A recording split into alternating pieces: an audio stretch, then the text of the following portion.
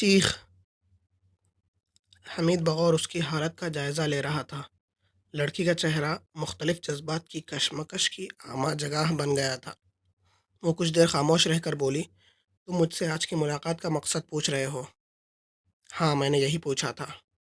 تو سنو کہ مقصد اس کے علاوہ اور کچھ نہیں ہے کہ وہ جملہ پورا کیے بغیر خاموش ہو کر کچھ سوچنے لگی۔ میں جواب کا منتظر ہوں، حمید نے تھوڑی دیر بعد کہا۔ میری خود سمجھ میں نہیں آ رہا کہ اصل مقصد کیا ہو سکتا ہے۔ آخر تم سے مل بیٹھنے کو کیوں کہا گیا ہے؟ خود اسی نے کہا تھا کہ میں تم پر جتا دوں کہ تم میرا کچھ نہیں بگاڑ سکتے۔ بڑی عجیب بات ہے نا؟ وہ اس کی آنکھوں میں دیکھتے ہوئے بولی۔ دفعتاً حمید کے ذہن میں ایک نئے شبہ نے سر ابھارا۔ وہ اسے اس وقت کہیں سرے راہ نہیں ملی تھی، بلکہ دردانہ شاہد کی کوٹھی سے اس کے ساتھ روانہ ہوئی تھی۔ دردانہ شاہد ایک واقعی گواہ۔ اگر لڑکی کو کوئی حادثہ پیش آ جائے تو گویا وہ الجھ گیا۔ اس کا مطلب ہوگا فریدی کے لیے ایک نیا درد سر۔ وہ لڑکی کو بڑے غور سے دیکھ رہا تھا۔ کیا مطلب؟ تم کیا سوچ رہے ہو؟ تم بتاؤ کہ مجھے ان حالات میں کیا سوچنا چاہیے؟ کیا یہ بھی پروگرام میں شامل تھا کہ تم میرے ساتھ کہیں جاؤ؟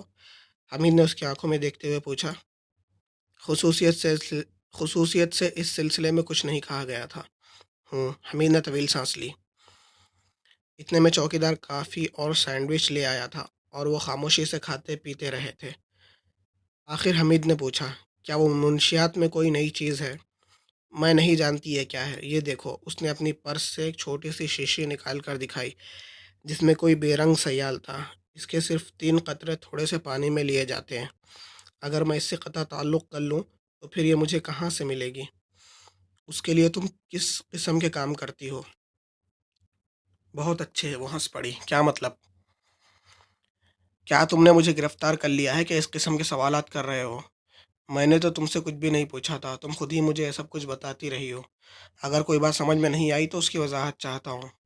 پھر شاید میں ہی پاگل ہو گئی ہوں۔ اس خیال پر رائے زنی نہیں کر سکتا، حمید آہستہ سے بولا۔ لیکن یہ ضرور کہوں گا کہ تم خطرے میں ہو۔ میں نہیں سمجھی۔ تمہیں اندازہ ہو گیا ہوگا کہ وہ قانون کے محافظوں سے ٹکر لے رہا ہے۔ ہاں، میں سمجھتی ہوں۔ کیا تمہیں اس وقت بھی معلوم تھا کہ میں کون ہوں جب تم نے وہ مصنوعی سانپ میری جیب سے اڑایا تھا؟ ہاں، میں جانتی تھی۔ کیا اسی نے بتایا تھا؟ ہاں، مجھ سے محتاط رہنے کو کہا گیا تھا اور اسی سلسلے میں تمہارے نام اور پوزیشن سے بھی آگاہ کیا گیا تھا۔ بہرحال وہ مجھے اور کرنل صاحب کو کسی بڑے معاملے میں الجھا کر اپنے لیے راستہ صاف کرنا چاہتا ہے۔ کا کیا مطلب؟ فرض کرو وہ تمہیں قتل کر کے تمہاری لاش غائب کر دے تو؟ نہیں۔ وہ بوکھلا کر کھڑی ہو گئی۔ بیٹھ جاؤ، حمید ہاتھ اٹھا کر بولا۔ دردانہ اس کی شاہد ہوگی کہ تم میرے ساتھ اس کی کوٹھی سے روانہ ہوئی تھی۔ مجھے خوفزدہ کرنے کی کوشش نہ کرو، عقل استعمال کرو۔ میری جیب سے اس سانپ کو نکلوا لینا ایک فضول سی حرکت تھی۔ دراصل اس بہانے وہ مجھے تمہارے چکر میں ڈالنا چاہتا تھا تاکہ کسی مناسب موقع سے فائدہ اٹھا سکے۔ وہ کرسی کی پشت گاہ سے ٹک کر ہانپنے لگی۔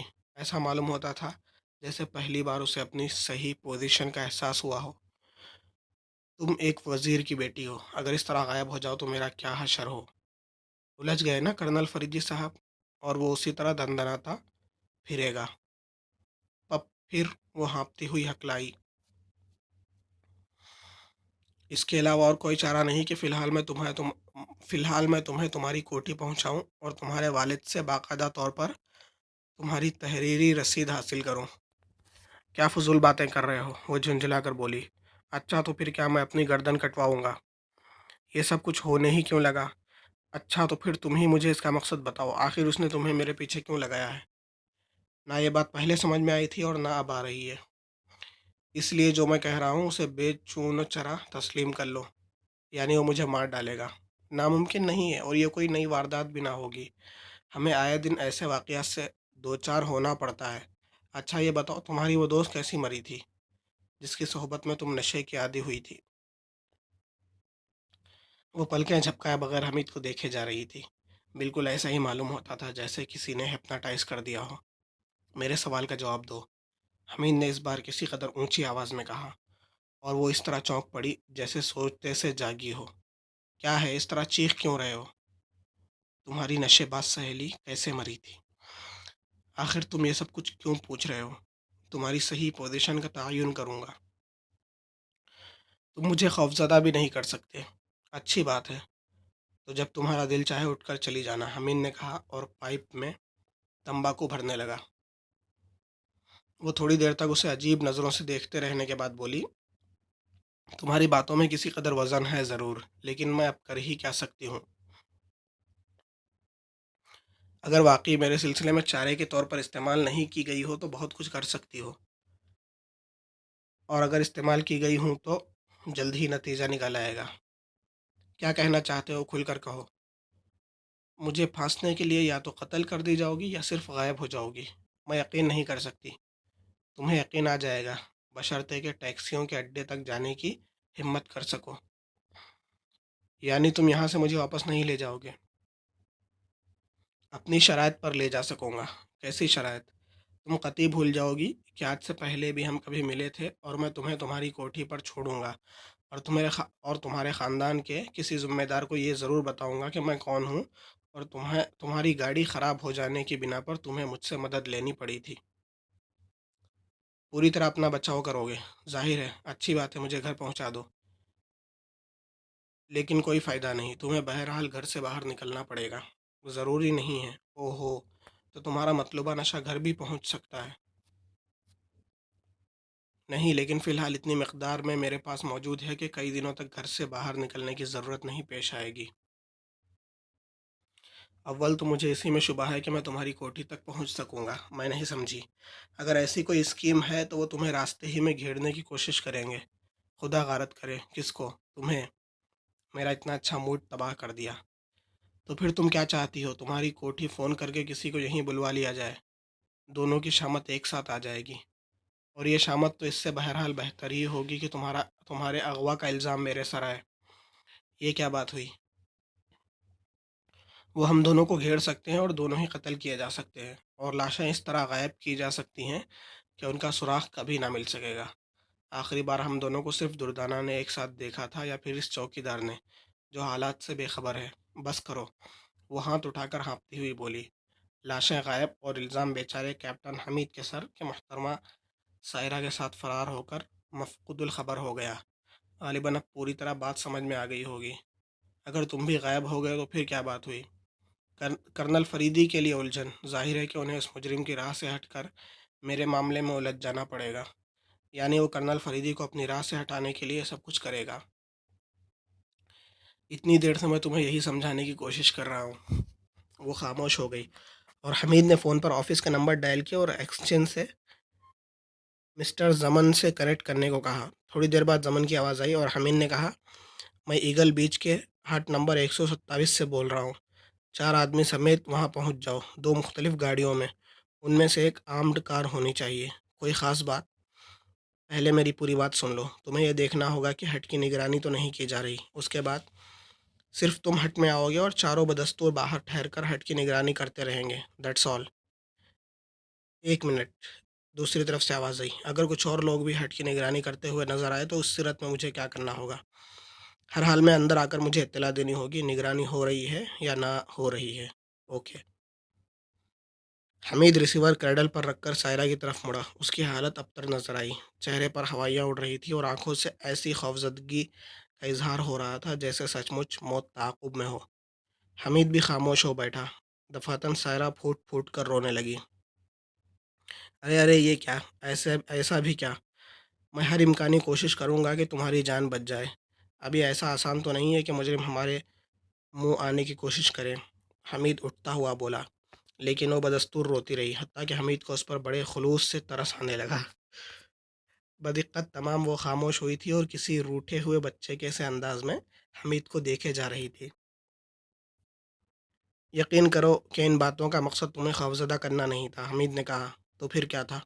تمہاری سمجھ میں نہیں آتی ہے بات؟ سنو، مجھے اپنی زندگی کی پرواہ نہیں ہے، میں تو صرف ڈیڈی کی عزت کو ڈرتی ہوں۔ اگر میرے کہنے کے مطابق عمل کرتی رہیں تو ڈیڈی کی عزت بھی محفوظ رہے گی۔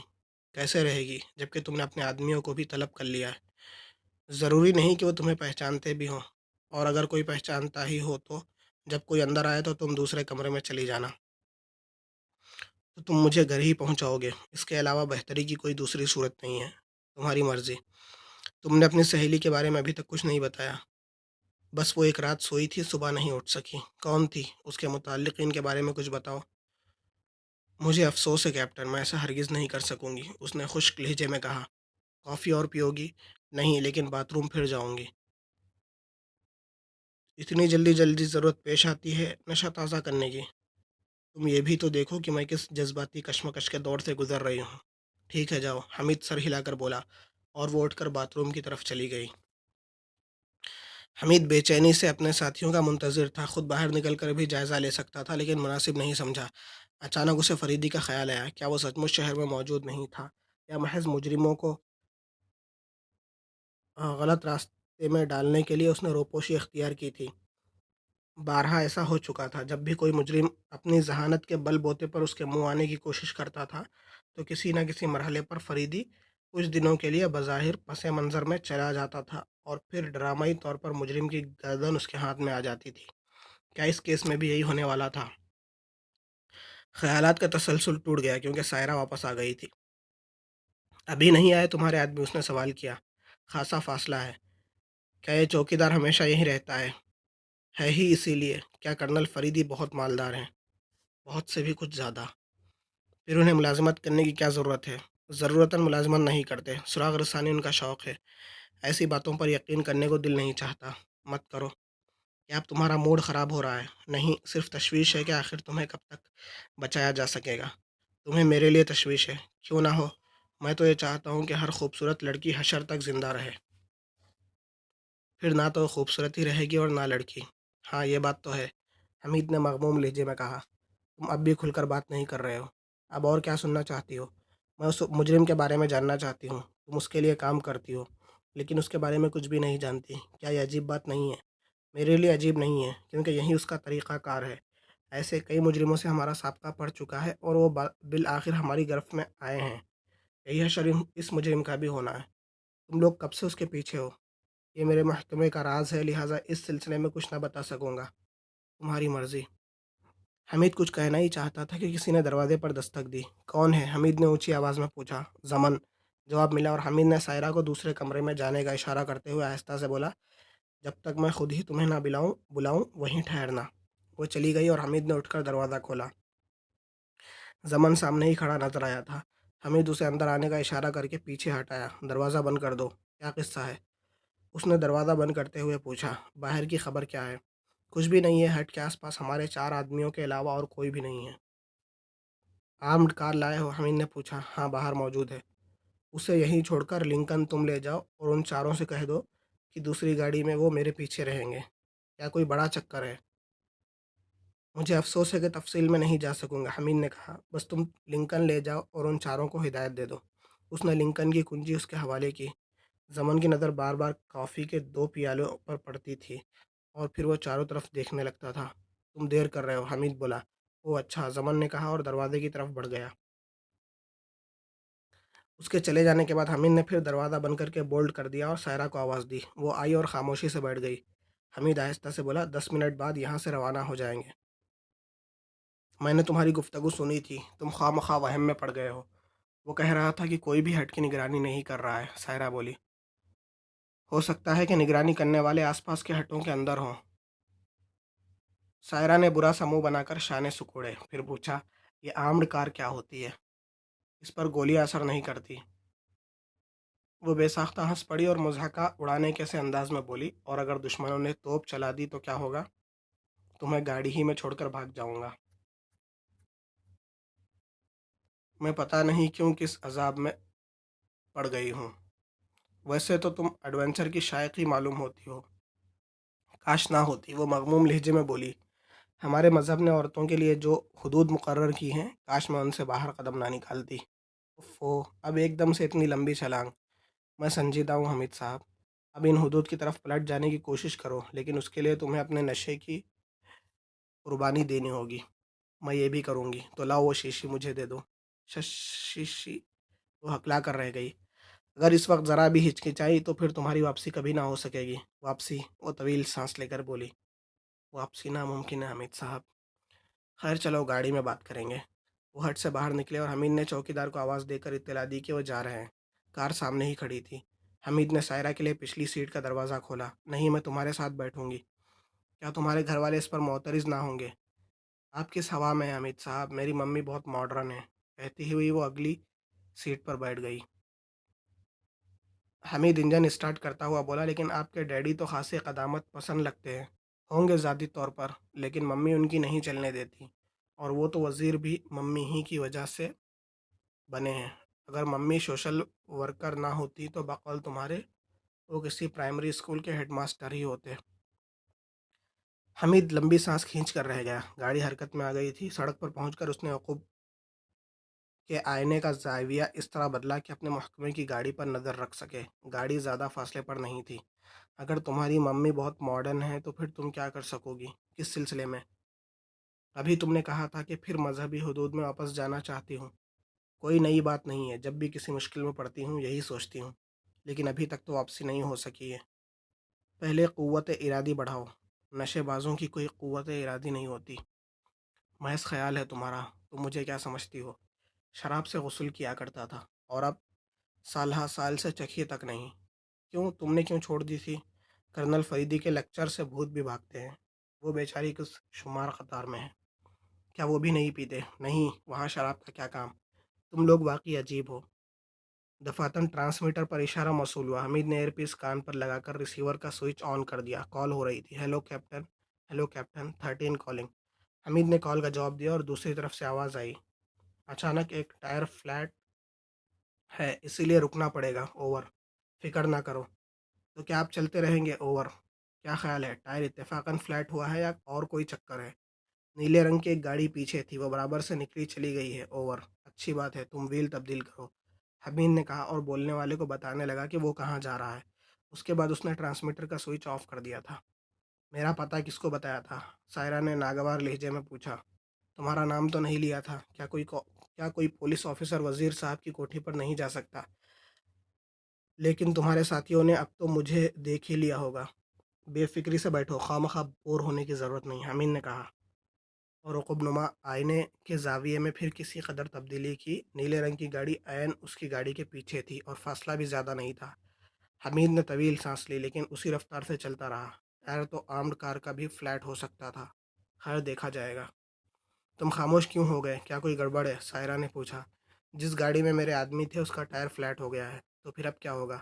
وہ پہیہ تبدیل کریں گے، تم بے فکری سے بیٹھی رہو، ضرور کوئی گڑبڑ ہے۔ اچانک ایک زوردار دھماکہ ہوا اور گاڑی اچھل پڑی۔ حمید پہلے ہی سے ہوشیار نہ ہوتا تو اس رفتار پر گاڑی کا الٹ جانا یقینی تھا، لیکن وہ اسے بائیں جانب سڑک کے کنارے اتارتا لیتا چلا گیا۔ سائرہ ایک ہی بار چیخ کر خاموش ہو گئی تھی۔ نیلی گاڑی کا اب دور دور تک پتہ نہیں تھا۔ حمید نے انجن بند کر دیا، لیکن گاڑی سے اترا نہیں۔ ٹرانسمیٹر کا سوئچ آن کر کے 13 سی پیٹرول کار کو کال کرنے لگا۔ فوراً ہی جواب ملا تھا۔ اس نے اطلاع دی کہ آرمڈ کار کا ٹائر بھی فلیٹ ہو گیا ہے اور نیلی گاڑی آگے نکلی چلی گئی ہے۔